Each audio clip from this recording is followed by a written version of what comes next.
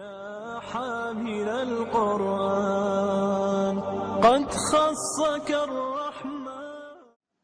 بچوں کی عزت کیجیے. ہم ہمیشہ پڑھتے ہیں بڑوں کی عزت کیجیے، لیکن بات یہ ہے کہ اگر آپ چاہتے ہیں کہ بڑوں کی عزت ہو تو انہیں بچوں کو بھی رسپیکٹ دینا ہوگی. اصل میں بچے بھی انسان ہیں، خواہ وہ عمر میں ہم سے چھوٹے ہیں، لیکن ان کو بھی محبت اور عزت چاہیے.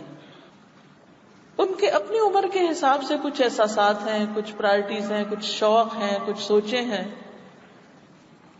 تو ہر وقت تانے دے کر آپ ان کی اصلاح نہیں کر سکتے. آپ ان کو آرام سے سنیں، عزت سے ڈیل کریں، کیونکہ عزت دیں گے تو عزت ملے گی. اگر ہم بچوں کی نہیں کریں گے تو وہ ہماری نہیں کریں گے. ایک چیز جو مجھے پرسنلی بہت فائدہ دی وہ یہ کہ جب میرا بچہ اونچا بولنے لگتا تھا تو میں اور سرگوشیوں میں بات کرنے لگتی تھی. منہ سے نہیں کہتی تھی آہستہ بولو، میں آہستہ بولنے لگتی تھی، ہاتھ سے اشارہ کرتی تھی والیوم لو نیچے. میں اتنے پہ بھی سن سکتی، اتنا بولنے کی ضرورت ہی نہیں، اپنے عمل سے بتاتی.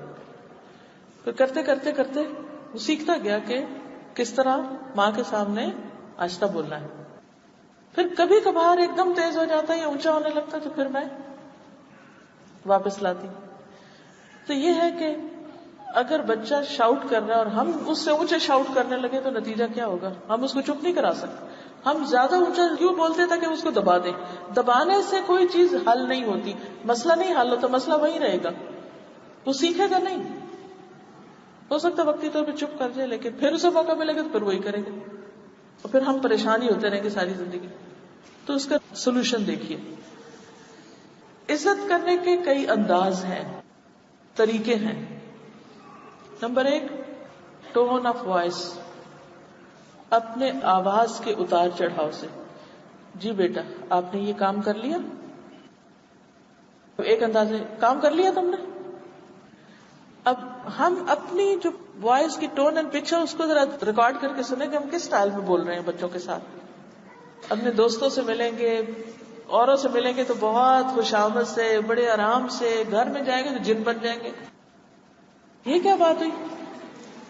کیا ہمارے پیارے عزت کے مستحق نہیں؟ ان کا کیا قصور ہے کہ ہماری محبت ان کو نہ ملے؟